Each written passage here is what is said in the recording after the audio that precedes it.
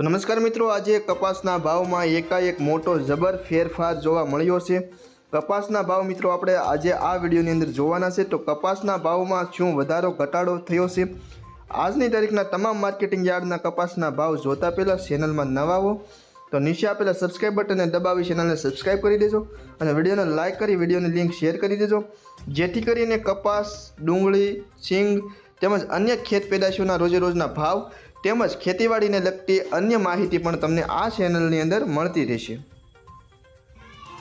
તો જોઈએ તમામ માર્કેટિંગ યાર્ડના ભાવ 20 કિલો દીઠ આપેલા છે। ધંધુકા 1134 થી 1508, મોરબી 1151 થી 1545, ધ્રોલ 1210 થી 1470, રાજકોટ 1324 થી 1485, જેતપુર 1055 થી 1464, જામજોધપુર 1100 થી 1505, ધાંગધ્રા 885 થી 1460, સાણસમા 1359 થી 1498, આંબલિયાસણ 1361 થી 1432, સિદ્ધપુર 1335 થી 1514, વાંકાનેર 1000 થી 1475, સાવરકુંડલા 1000 થી 1560, વિરમગામ 1141 થી 1495, ડોળાસા 1050 થી 1481, વિજાપુર 1200 થી 1505, કુકરવાડા 1250 થી 1480, ગોઝારિયા 1250 થી,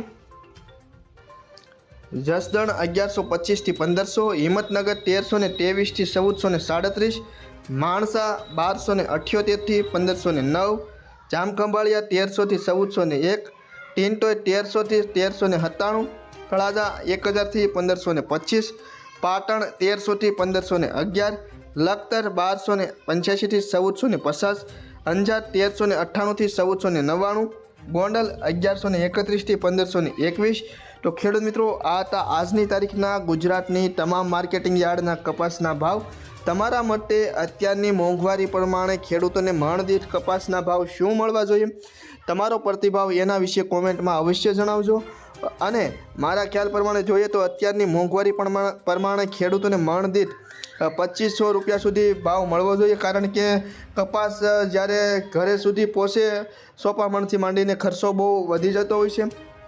એની સરખામણી અત્યારે 1100, 1200, 1800, 900 અને 1400 સુધી જ તે ખેડૂતોને ભાવ મળે છે।